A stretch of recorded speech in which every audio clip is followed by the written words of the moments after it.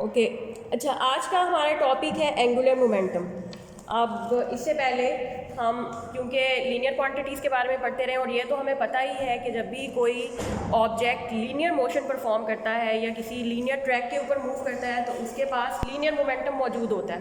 Because momentum होता है कि बेसिकली मोशन ही होती है ना, जो कि वेलोसिटी के साथ हम उसको रिप्रेजेंट करते हैं। तो लीनियर मोमेंटम के बारे में हम जानते हैं। अब अगर कोई ऑब्जेक्ट किसी सर्कल में रोटेट करे, ठीक है, अगर कोई ऑब्जेक्ट किसी सर्कल में रोटेट कर रहा है तो उसके पास लीनियर के साथ साथ एंगुलर मोमेंटम भी होगा और उसको हम फाइंड कर सकते हैं। अगर हमने लीनियर मोमेंटम फाइंड कर लिया ना तो हम एंगुलर मोमेंटम भी फाइंड कर सकते हैं। उसके लिए सबसे पहले आप ये फिगर देखिए, इसमें क्या है, कोई भी ऑब्जेक्ट है ऑफ मास m, ये मैंने बना लिया। असल में ये एक सर्कुलर ट्रैक पे मूव कर रहा है और अब क्योंकि इसके पास जो लीनियर मोमेंटम है वो p है और लीनियर मोमेंटम से हमने कैलकुलेट करना है असल में angular momentum. Angular momentum by definition r cross p के बराबर होता है, मतलब r p साइन थीटा या r का वो वाला कंपोनेंट जो p के ऊपर परपेंडिकुलर है वो और p का प्रोडक्ट, मतलब आप r साइन थीटा ले लें और साथ p का प्रोडक्ट ले लें। इसको हम इस फिगर से भी निकाल सकते हैं। यहाँ पे देखिए circle of the radius of the circle r है और मैंने वो कंपोनेंट ड्रॉ कर लिया है जो कि p के ऊपर परपेंडिकुलर है। ये कंपोनेंट r साइन थीटा और p का प्रोडक्ट हमें क्या देगा, वैल्यू ऑफ एंगुलर मोमेंटम। तो इसको हम इस तरह से रिप्रेजेंट कर सकते हैं। इसका सिर्फ मैग्नीट्यूड कंसीडर करें आर पी साइन थीटा।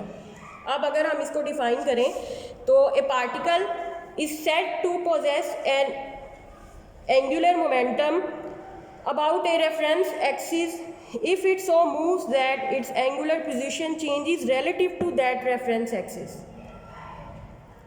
कोई भी ऑब्जेक्ट किसी एक्सिस के गिर्द रोटेट कर रहा है तो हम उसका एंगुलर मोमेंटम कैलकुलेट कर सकते हैं अगर उस ऑब्जेक्ट की पोजीशन उसी एक्सिस के गिर्द चेंज हो रही है, मतलब कि वो रोटेट कर रहा है। कोई भी ऑब्जेक्ट रोटेट कर रहा है तो हम उसका एंगुलर मोमेंटम भी मालूम कर सकते हैं। फार्मूला आपके सामने है, आपको सिर्फ उसका लीनियर मोमेंटम पता होना चाहिए और जिस ट्रैक या सर्कल के ऊपर ऑब्जेक्ट मूव कर रहा है उसका रेडियस पता होना चाहिए, तो आप आराम से एंगुलर मोमेंटम फाइंड कर सकते हैं। अच्छा, अब आ जाते हैं इसके यूनिट्स और डायरेक्शन की तरफ। इसके यूनिट्स क्या होंगे, फॉर एग्जांपल सपोज थीटा, क्योंकि r और p दूसरे के परपेंडिकुलर है, थीटा को हम 90 डिग्री ले लेते हैं और इसका मैग्नीट्यूड कंसीडर करते हैं r p। अब हमें इसके यूनिट्स लिखने में आसानी हो जाएगी। r के यूनिट्स है मीटर, फासला है ना, लेंथ, और p क्या है, m और v। अब ये m जो है ये मैस है, तो p को मैं लिखूंगी किलोग्राम वेलोसिटी का मीटर पर सेकंड। तो अब ये क्या हो जाएगा, किलोग्राम मीटर सी है, ये तो हो गए एंगुलर मोमेंटम के यूनिट्स।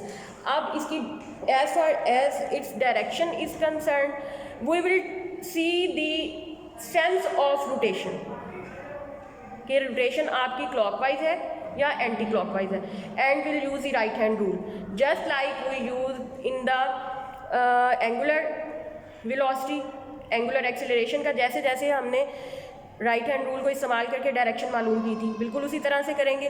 अगर आपका कोई ऑब्जेक्ट रोटेट हो रहा है तो जिस डायरेक्शन में रोटेट हो रहा है उसमें आप अपने राइट हैंड की फिंगर्स को कर्ल करें, ठीक है। अगर ऐसे रोटेट हो रहा है तो राइट हैंड को, ये कौन सा है, एंटी क्लॉकवाइज, ये एंटी क्लॉकवाइज है तो एंगुलर मोमेंटम की direction along the thumb of the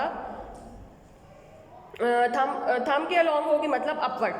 और अगर क्लॉकवाइज रोटेट हो रहा है तो आप अपने राइट हैंड को इस तरह से रोटेट करेंगे और the direction of thumb will represent the direction of angular momentum and that will be downward.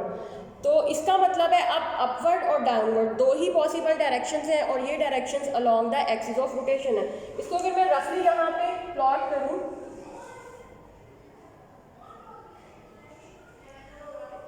तो ये आपका फॉर एग्जांपल इसके गिर्द कोई बॉडी मूव कर रही है, ठीक है। अब बॉडी दो तरह से मूव कर सकती है, या तो एंटी क्लॉकवाइज है या क्लॉकवाइज है। अब यहाँ पे क्योंकि एंटी क्लॉकवाइज है तो थंब की डायरेक्शन अपवर्ड होगी, यहाँ इस तरह से, ये एल की डायरेक्शन। और अगर क्लॉकवाइज है इस तरह तो थंब की डायरेक्शन डाउनवर्ड होगी।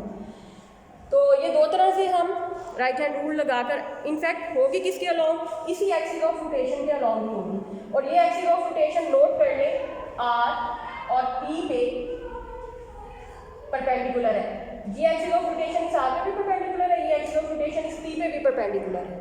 तो हम ये कह सकते हैं कि direction of L will be normal to the plane containing R and P. जिस प्लेन के अंदर आर और पी लाई करेंगे एल जो है उस पर परपेंडिकुलर होगा। एल ने आर पे भी परपेंडिकुलर होना है और पी पे भी परपेंडिकुलर होना है।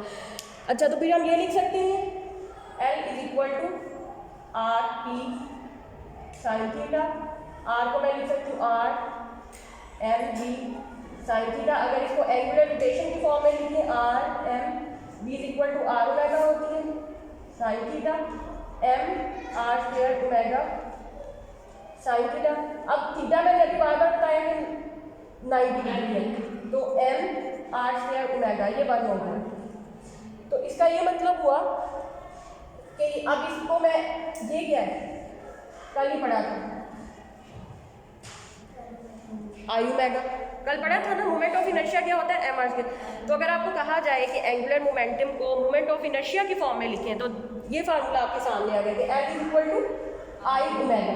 L will be the product of, यहाँ पे देखें आर और पी की प्रोडक्ट के भी बराबर है या आई और ओमेगा। दोनों फार्मूलाज ही हम इस्तेमाल कर सकते हैं, हमारे प्रॉब्लम की सिचुएशन के ऊपर डिपेंड करेगा कि अगर तो आपको मोमेंट ऑफ इनर्शिया और एंगुलर वेलोसिटी दी गई है तो आप ये वाला फार्मूला इस्तेमाल करेंगे। अगर आपको लीनियर मोमेंटम और रेडियस दिया गया है तो आप वो वाला फार्मूला इस्तेमाल करेंगे।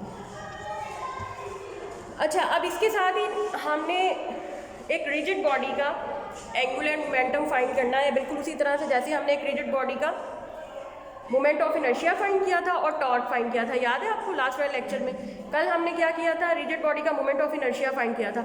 आज हमारे पास ऐसी ही कोई बॉडी है और वो सर्कल में रोटेट कर रही है, let's call it a rigid body.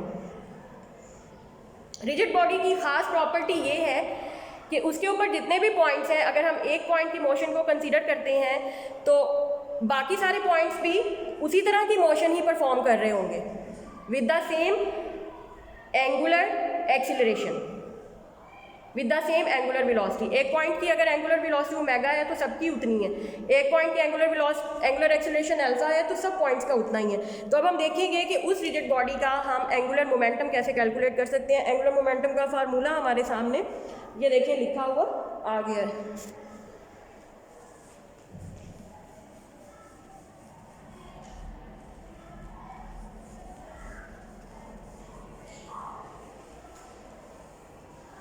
अब देखें, सपोज यहाँ पे एक बॉडी है, इस एक्सिस ऑफ रोटेशन के लिए मूव कर रही है और सपोज मैं इसके इस पूरी डिस्क का तो मैं एंगुलर मोमेंटम कैलकुलेट करूँगी,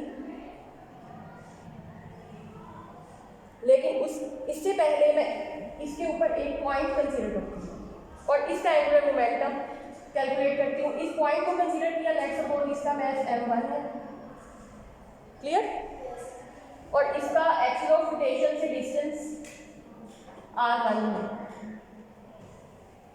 क्लियर, और ये ऑब्जेक्ट मूव कर रहा है omega, total omega angular velocity के साथ, और ये पॉइंट इसकी क्या होगी, ओमेगा1, ओमेगा2। ओमेगा तो सेम ही होगा ना एंगुलर, aभी मैंने बताया। तो अब हम यूं कर लेते हैं। अच्छा, अब क्योंकि यहाँ पे देखें m r square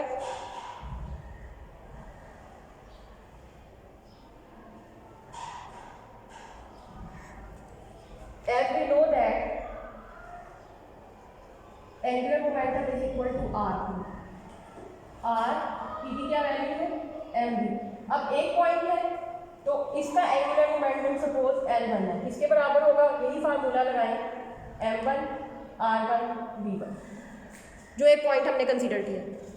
second point कोई दूसरा होगा, यहाँ पे तीसरा, चौथा, पांचवा, n पॉइंट, इनफाइनाइट पॉइंट है या n पॉइंट्स है, तो L2 क्या होगा, m2 v2, l3 m3 r3 v3, so li mi ri vi। ये जितने भी सारे आई पॉइंट्स हैं, ये आई पॉइंट का है। अब टोटल एंगुलर मोमेंटम क्या होगा जब हम सबको ऐड कर देंगे, l1 plus l2 plus ln1। l1 की वैल्यू पुट करें, m1 r1 v1, m2 r2 v2, m3 r3 v3,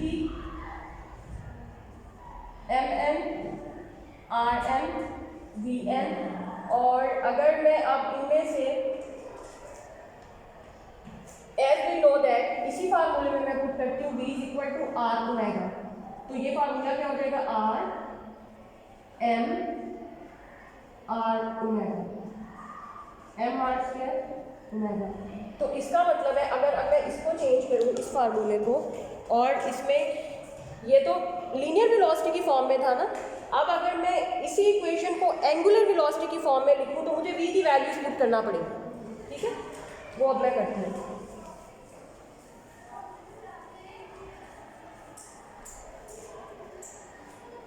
ये देखें, m1 r1 square omega 1, clear. यहाँ से m2 r2 square omega 2 plus mn rn square omega n। अब मैंने अभी आपको बताया कि ओमेगा जो एक पॉइंट का होगा सबका वही होगा, तो omega 1 omega 2 omega 3 omega n, ये सब एक ही ओमेगा बराबर है। ये ऑब्जेक्ट हमेशा एक ही ओमेगा से मूव करेगा इससे, तो इसका मतलब है ओमेगा 1 ओमेगा 2 ओमेगा n, ये सब ओमेगा है। तो m1 r1 square omega, m2 r2 square omega, mn rn square omega, और इसको मैं अब m1 r1 square plus m2 r2 square plus m so and so forth plus mn rn square, और इसको ओमेगा को common निकाल सकती हूँ because it is same for all points. अब ये क्वांटिटी क्या बनी, इसको मैं लिख सकती हूँ समेशन की फॉर्म में लिखें, summation i is equal to 1 up to n m i r i square और omega, and this is what we call moment of inertia of the object. मतलब अगर आपने एंगुलर मोमेंटम भी फाइंड करना है तो आपके पास टोटल मोमेंट ऑफ इनर्शिया मौजूद हो, एंगुलर वेलोसिटी तो आपको जो भी दी जाएगी वो एक ही एंगुलर वेलोसिटी से मूव करेगा, उसका प्रोडक्ट लेंगे तो आपके पास angular momentum of rigid body आ जाएगा। अच्छा, अब डायरेक्शन भी हो गई रिजिड बॉडी का, एंगुलर मोमेंटम भी हो गया, यूनिट्स भी हो गए एंगुलर मोमेंटम के। अब types of angular momentum, usually दो टाइप्स होती हैं एंगुलर मोमेंटम की। एक होती है कि अगर आपका ऑब्जेक्ट जो है, ये देखें, मार्कर को इस तरह से मूव करे अपने ही गिर्द, इसका एक्सिस क्या होगा, इसके अंदर एक लाइन दरमियान में ड्रॉ कर लें लंबी, ये ऐसे ऐसे रोटेट कर रहा है, तो उसके गिर्द अपने गिर्द रोटेट कर रहा है, दिस इज कॉल्ड स्पिनिंग। इसका जो एंगुलर मोमेंटम होगा वो स्पिनिंग एंगुलर मोमेंटम होगा और इसको LS से रिप्रेजेंट करेंगे। अच्छा, अब अगर ये मार्कर ऐसे नहीं बल्कि किसी और चीज़ के गिर्द रोटेट करे, ऐसे, जैसे कि ज़मीन सूरज के गिर्द रोटेट करती है, तो अब जो मोशन है वो ऑर्बिटल मोशन कहलाएगी, और जो एंगुलर मोमेंटम होगा वो ऑर्बिटल एंगुलर मोमेंटम होगा, और इसको LO से रिप्रेजेंट करेंगे। अब देखें, कॉमन सेंस है, कोई आपसे सवाल पूछ सकता है कि ऑर्बिटल एंगुलर मोमेंटम की वैल्यू ज़्यादा होती है या स्पिन एंगुलर मोमेंटम की। तो स्पिन में देखें कि रेडियस कम होता है, ऑर्बिटल में क्योंकि ऑर्बिट बहुत बड़ा भी हो सकता है, छोटा भी हो सकता है, आर ज़्यादा भी हो सकता है, तो इसका मतलब है ज़्यादातर क्या होता है कि हम orbital angular momentum is greater than spin angular momentum. और इसकी जो एग्जांपल है मैं आज आप लोगों को एक बता देती हूँ, जो हमारी ज़मीन की मोशन है वो स्पिनिंग भी करती है और ऑर्बिटिंग भी करती है, वो अपने गिर्द भी घूमती है और सूरज के गिर्द भी घूमती है, तो उसका जो एंगुलर मोमेंटम है वो आप दोनों का अलग अलग कैलकुलेट करके दोनों को ऐड करेंगे तो total angular momentum of earth आएगा। इसी तरह से आपने कोई और एग्जाम्पल ढूंढ के लानी है किसी ऑब्जेक्ट की जो मूव भी करता हो, ऑर्बिट भी करता हो और स्पिन भी करता हो। अच्छा, उसके बाद एक छोटा सा ही लॉ है, law of conservation of angular momentum. ये उसी तरह का लॉ है जिस तरह का आपने लीनियर मोमेंटम में भी पढ़ा था। लीनियर मोमेंटम में क्या आपने पढ़ा था, जैसे कि जब तक कोई एक्सटर्नल फोर्स किसी भी आइसोलेटेड सिस्टम के ऊपर अप्लाई नहीं होती तो उसका लीनियर मोमेंटम कंजर्व रहता है, जब तक कि एक्सटर्नल फोर्स ना लगे। एक्सटर्नल फोर्स लगेगी तो ही लीनियर मोमेंटम चेंज होगा। सिमिलरली बिल्कुल इसी तरह से जब तक किसी भी आइसोलेटेड रोटेशनल सिस्टम के ऊपर एक्सटर्नल टॉर्क नहीं लगता तब तक उसका एंगुलर मोमेंटम कंजर्व रहता है। अंदर उसका मुख्तलिफ पार्ट्स का angular momentum L1, L2, L3 change हो रहा होगा, but total angular momentum of the system will always remain constant. कब तक, जब तक कोई एक्सटर्नल टॉर्क नहीं लगता। जैसे लीनियर मोमेंटम में जब तक कोई एक्सटर्नल फोर्स नहीं लगती, फिर ही बॉडी डिस्टर्ब होगी ना। जब एक्सटर्नल कोई फोर्स या टॉर्क लगेगा तो बॉडी डिस्टर्ब हो जाएगी, उसका एंगुलर मोमेंटम चेंज हो जाएगा।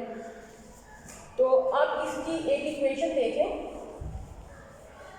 और एक एग्जाम्पल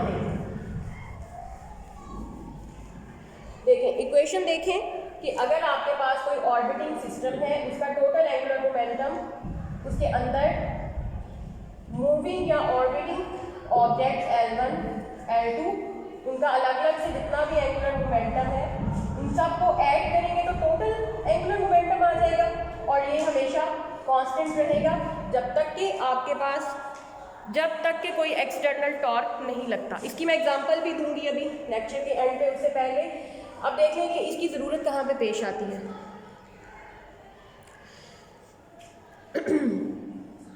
नॉर्मली आपने, क्योंकि अब हमारे पास कोई पाकिस्तान के अंदर ऐसी गेम्स के मतलब डायरेक्टली हम लोग नहीं देख सकते डाइवर्स, जब कोई ऐसे स्विमिंग पूल्स नहीं हैं जिनमें हमें डायरेक्ट नज़र आ रहा हो। लेकिन टीवी वगैरह में आपने अक्सर देखा होगा कि डाइवर्स जो है, गोताखोर जिनको हम कहते हैं, वो जब भी डाइविंग करते हैं, गौते लगाते हैं, तो वो बोर्ड के ऊपर से जंप करते हैं। जंप करते हुए वो क्या करते हैं कि पहले तो वो बिल्कुल सीधे होते हैं, ठीक है। इसके लिए फिगर देखें, फिगर 5.13।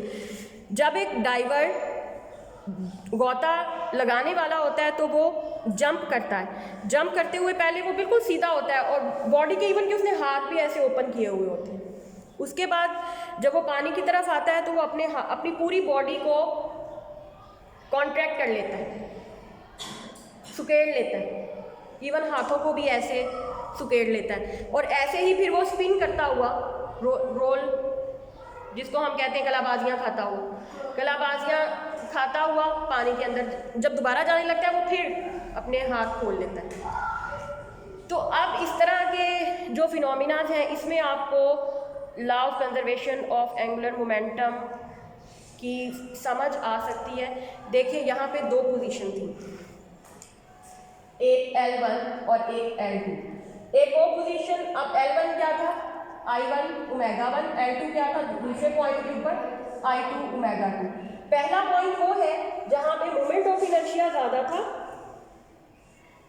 उसने पोजीशन ऐसे खोली हुई थी, कलाबाजियाँ नहीं लगा रहा था। जब कलाबाजियाँ या स्पिन नहीं कर रहा था तो ओमेगा ज़ाहिर कम थी, रोटेशन कम हो जाएगी ना, एंगुलर वेलोसिटी जब वो रोटेट नहीं कर रहा था। तो ये वो पोजीशन है, ये वो पोजीशन है जब वो तेज़ी से स्पिन कर रहा था, यहाँ पे मोमेंट ऑफ इनर्शिया कम हो जाएगा।